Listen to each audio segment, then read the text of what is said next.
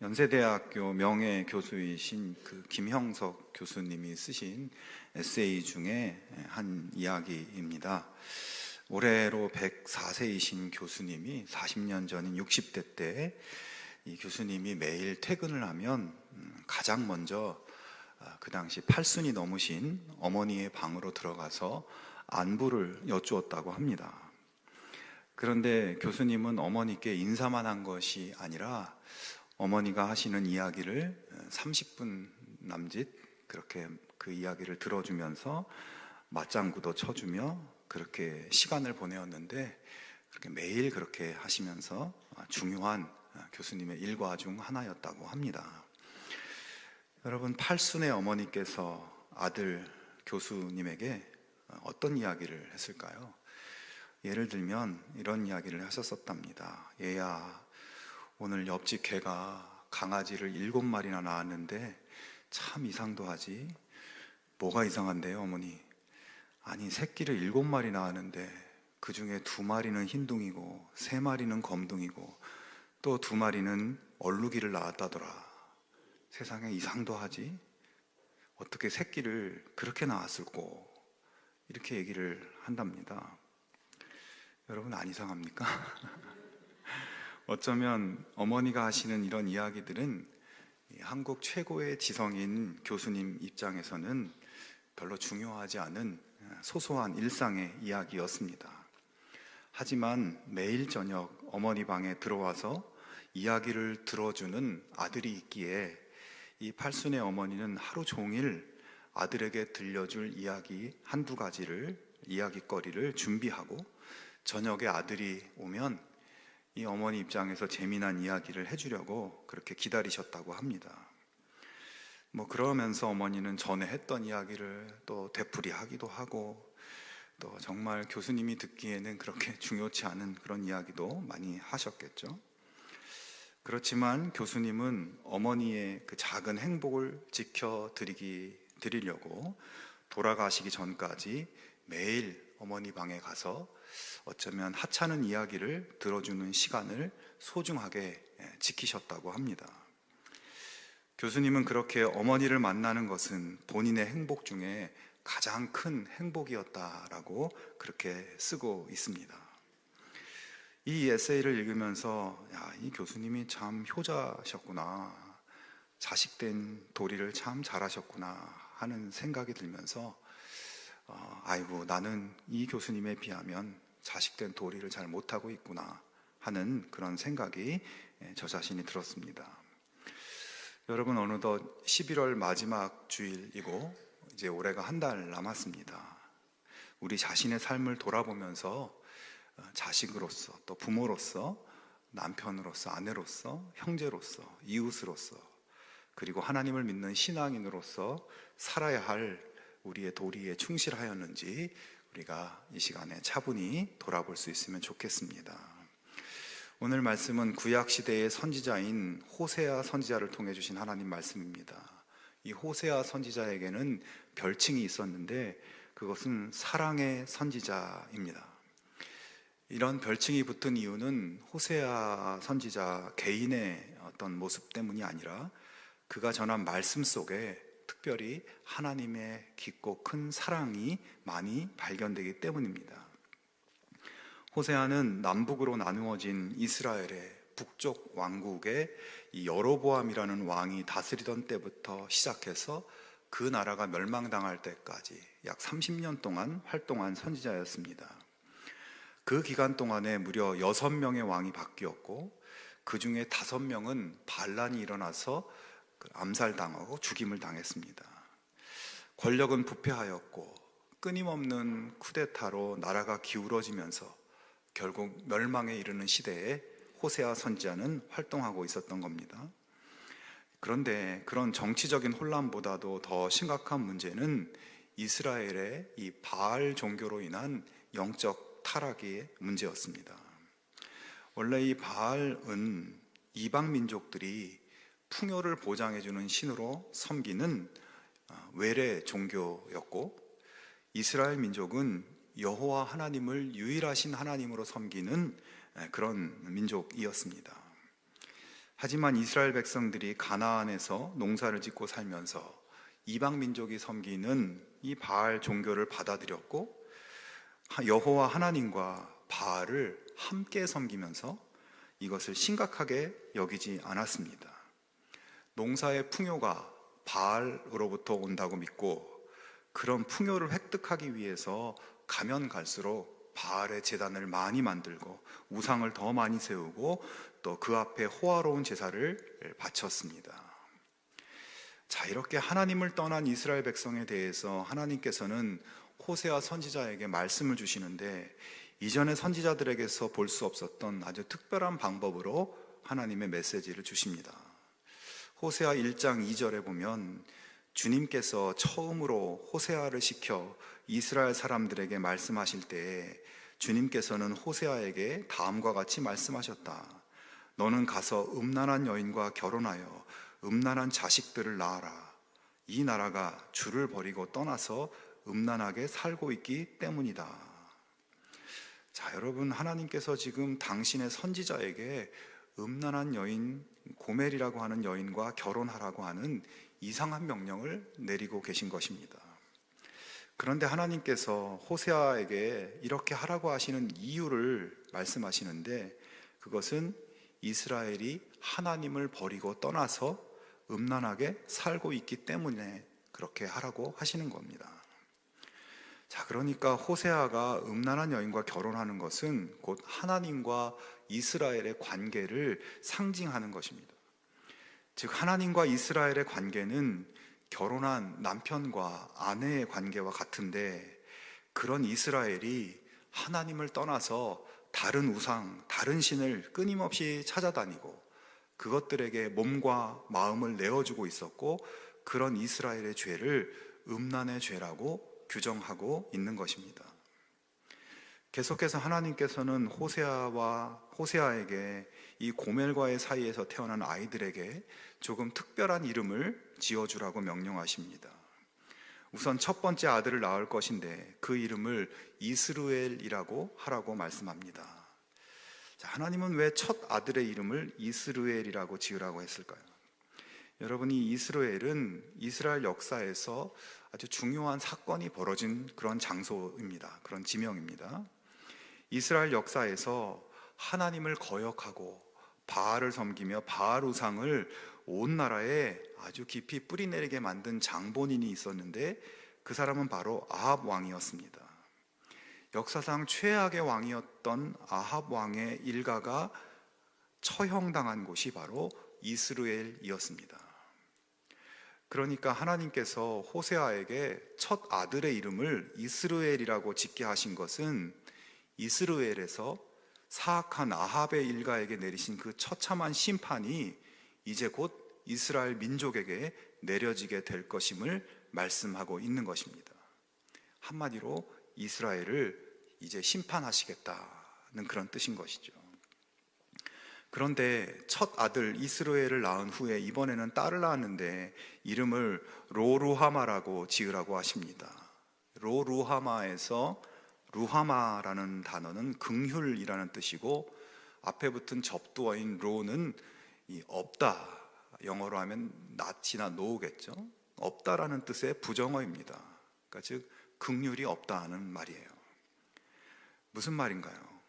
앞으로 이스라엘에서 벌어졌던 것과 같은 피해 심판이 있을 것인데, 그 진노와 심판에 긍휼은 없다는 뜻입니다. 너희를 심판할 것을 결코 돌이키지 않을 것이다, 단호한 그 의지를 보여주는 말씀이에요. 그 다음 세 번째 아들을 낳았는데 이번에는 로암미라고 이름을 지으라고 합니다. 암미는 백성이라는 뜻이고, 앞에 붙은 로는 역시 부정의 의미예요.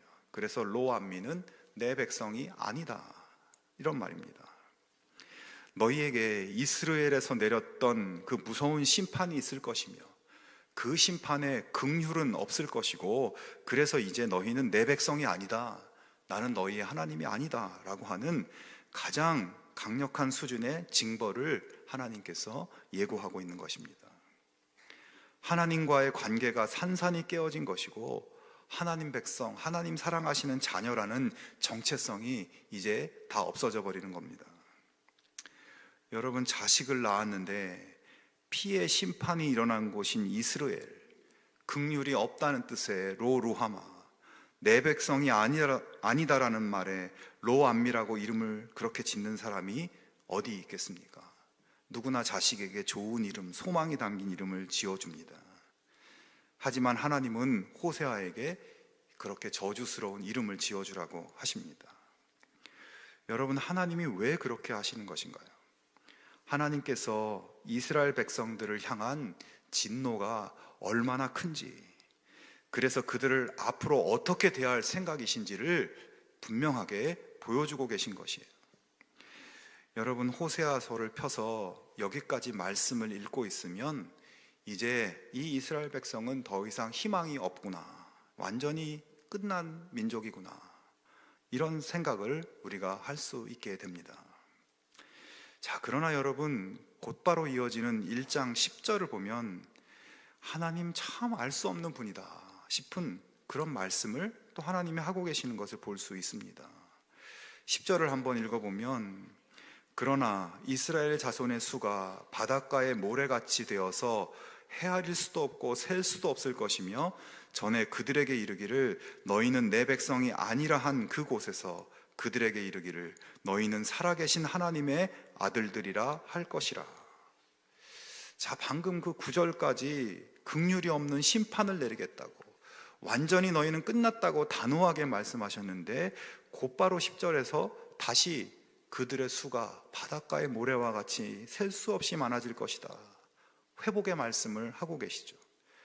분명히 조금 전에 로암미라고, 내 백성이 아니라고 하셨는데 다시 살아계신 하나님의 아들들이라고 불리게 될 거라고 말씀하고 있습니다.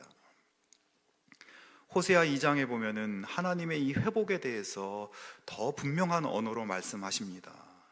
여호와께서 이르시되 그 날에 내가 응답하리라. 내가 나를 위하여 그를 이 땅에 심고 긍휼히 여김을 받지 못하였던 자를 긍휼히 여기며 내 백성 아니었던 자에게 향하여 이르기를 너는 내 백성이라 하리니 그들은 이르기를 주는 내 하나님이시라 하리라 하시니라. 자, 여러분, 1장에서 말한 것을 정확하게 뒤집고 계시는 것을 볼 수 있습니다. 로루하마를 루하마로, 로암미를 암미로 회복시킨다고 말씀합니다. 여러분, 여기서 우리는 무엇을 발견할 수 있습니까? 이 말씀 속에서 우리는 하나님의 한없는 사랑, 자기 백성을 끝끝내 버리지 못하시는 그런 애절한 하나님의 사랑, 그 어떤 것도 끊어버릴 수 없는 끈질긴 하나님의 사랑을 우리가 발견하게 되는 것입니다. 호세아 3장에 보면 하나님께서 이스라엘에 대한 당신의 사랑을 호세아에게 이렇게 말씀하십니다.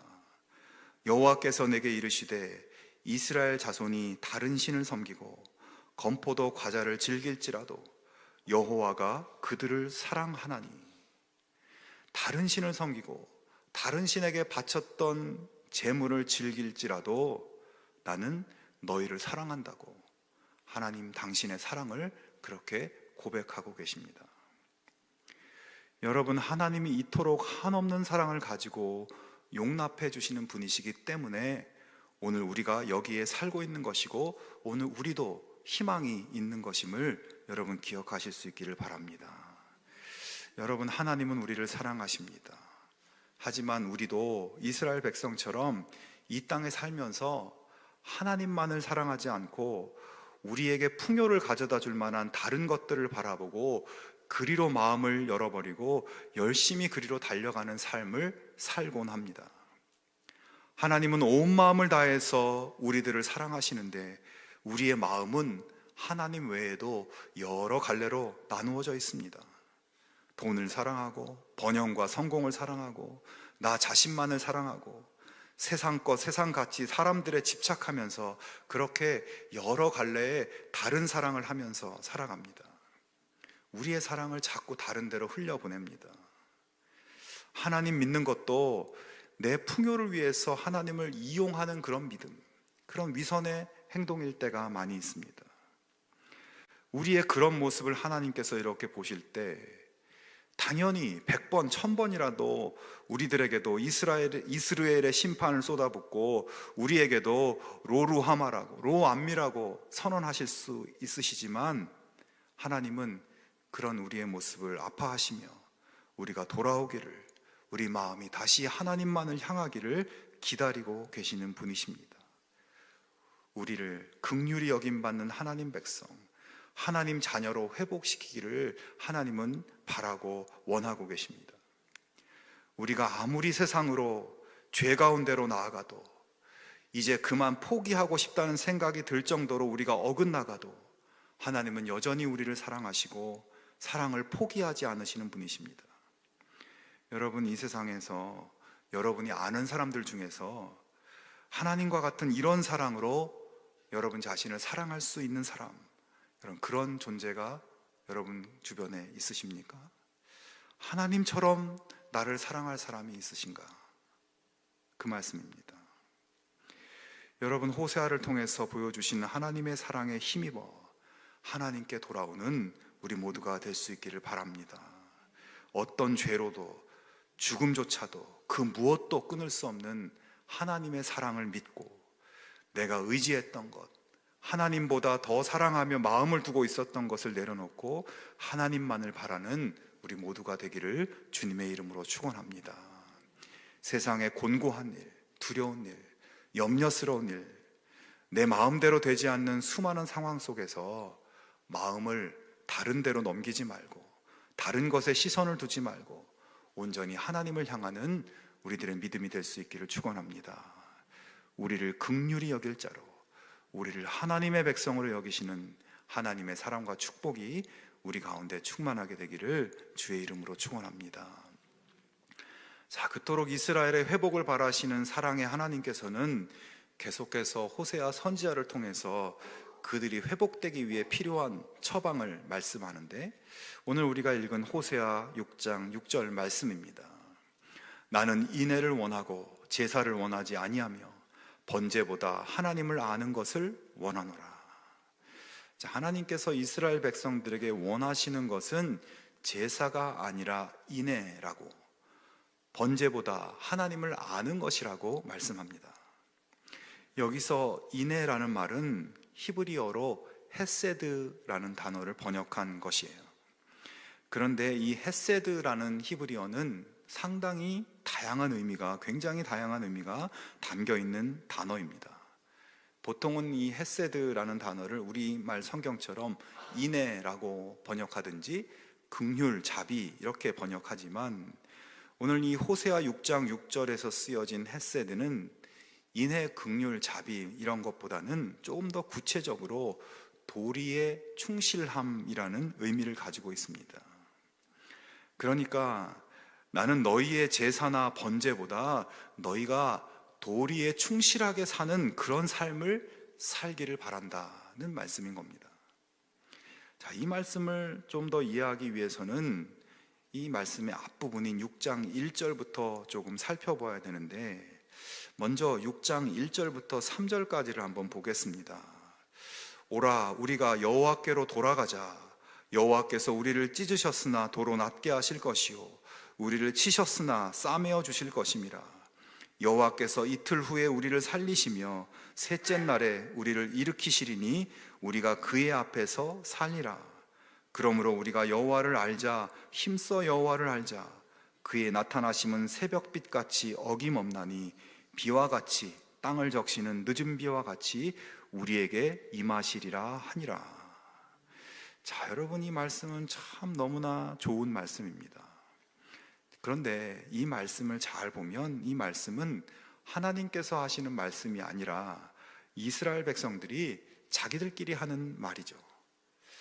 아마 그들은 호세아 선지자가 전하는 하나님 말씀을 듣고 마음에 찔림을 받았고, 그래서 야, 우리가 하나님께 돌아가자. 하나님이 회복시켜 주시고 우리를 살려주실 것이다. 우리가 하나님을 힘써 알자. 이렇게 회개하면서 이스라엘 백성들이 회개하며 결단하고 있는 그런 말씀이죠. 자, 그런데 하나님께서 이스라엘 백성들의 이런 결단의 고백을 들으시고 뭐라고 말씀하실까요? 이어지는 4절부터 6절에 보면 에브라임아 내가 네게 어떻게 하랴, 유다야 내가 네게 어떻게 하랴. 너희의 인애가 아침 구름이나 쉬 없어지는 이슬 같도다. 나는 인애를 원하고 제사를 원하지 아니하며 번제보다 하나님을 아는 것을 원하노라. 자, 여러분, 하나님께서 이스라엘의 이 아름다운 고백과 결단에 대해서 너희가 나에게로 돌아오기로 했구나, 참 잘했다, 잘 생각했다, 이렇게 칭찬하는 것이 아니라 내가 이 백성을 어떻게 하랴, 나는 너희의 제사나 번제가 아니라 인애를 원한다, 도리에 충실한 삶을 원한다, 이렇게 하나님이 말씀하고 계신 겁니다. 아마도 이스라엘 백성은 하나님께로 돌아가 하나님의 회복의 은혜와 축복을 받기 위해서는 하나님께 더 많은 제사, 더 많은 번제를 드려야 한다고 생각했고, 많은 제물을 싸들고 와서 하나님 앞에 호화찬란하게 제사를 드리면서 아마 이 고백을 했던 것 같아요. 하지만 하나님은 그런 그들의 제사를 보면서 야, 이 사람들아 참 답답하구나, 나는 너희의 그런 삐까번쩍한 제사가 아니라 헤세드, 너의 도리에 충실한 삶을 원한다. 너희가 하나님 백성으로서의 도리에 충실해서 그런 형식적인 예배, 호화로운 예배가 아니라 정말 하나님을 사랑함으로 드리는 예배, 마음과 뜻과 정성을 다하는 예배를 나는 바란다. 그리고 너희가 하나님 백성으로서의 도리에 충실해서 이웃들을 사랑으로 대하고 섬기고 대접하는 그런 삶의 예배를 나는 바란다. 그것이 내가 원하는 바이며 그것이 나를 아는 것이다 라고 말씀하고 계신 것입니다. 여러분, 이스라엘 백성들은 하나님 자녀로서의 도리, 가정과 직장과 여러 삶의 자리에서 인애가 없었고 도리에 충실하지 않으면서 성전에 가서 예배 잘 드리고 재물을 많이 갖다 바치고 그렇게 하는 것을 하나님께서 기뻐하실 것이라고 생각했습니다. 그렇게 하면 심판도 없고 긍휼을 베푸실 것이라고 생각했습니다. 하지만 하나님은 그들에게 그런 재물이 아니라 그들의 삶 속에서 지켜지는 인애, 하나님 백성이라는 자기 정체성에 합당한 도리에 충실한 삶의 제사를 원하고 계십니다. 그렇게 할 때 긍휼히 여김받고 하나님 백성으로 인정받고 회복의 은총과 축복을 누리게 된다고 말씀하고 계십니다. 성도 여러분, 그러므로 오늘 우리도 하나님 자녀로서의 도리에 충실할 수 있기를 축원합니다. 하나님이 기뻐하시는 것은 형식적인 제사, 내 마음대로 내 생각대로 하는 나 중심의 신앙생활이 아니라 하나님 자녀로서 가져야 할 진실한 마음을 품고 하나님을 향해, 그리고 모든 삶의 자리에서 해야 할 믿음의 도리, 사랑의 도리를 행하는 것입니다. 예를 들어서 저는 한 가정의 가장이며 이 교회의 목사입니다. 저의 헤세드, 제가 충실해야 할 도리는 무엇일까요? 먼저 목사로서 성경을 연구하는데 최선을 다하고 게을러서는 안 됩니다. 성도들에게 말씀을 가르치고 전하는 설교자의 도리, 교사의 도리가 있습니다. 어려움을 겪는 사람들을 위로하고 기도해주고 돌보는 목자의 도리가 저에게 있고, 인생의 아픔과 고민으로 힘들어하는 분들의 이야기를 들어주는 상담자의 도리가 있습니다. 가정에서는 한 아내의 남편으로서의 도리가 있고 부모님들께는 자녀의 도리가 있습니다. 저의 자식들에게 아버지로서의 도리도 만만치 않습니다. 이런 것들이 저에게 주어진 헤세드 도리입니다. 제가 어느 위치에 있든지 이런 도리들에서 벗어나지 않고 충실하게 감당해야 합니다. 그런 도리들에 충실하지 않고 수백 번의 예배와 기도를 드리는 것은 하나님은 원하지 않으신다고 말씀하고 있습니다. 여러분, 이 시간 다시 한번 내가 하나님 믿는 하나님 자녀로서의 도리, 그 도리를 진실하게 그리고 충실하게 다하고 있는지 우리 자신을 돌아보고 하나님이 기뻐하시는 복된 자녀의 삶이 되시기를 주님의 이름으로 축원합니다.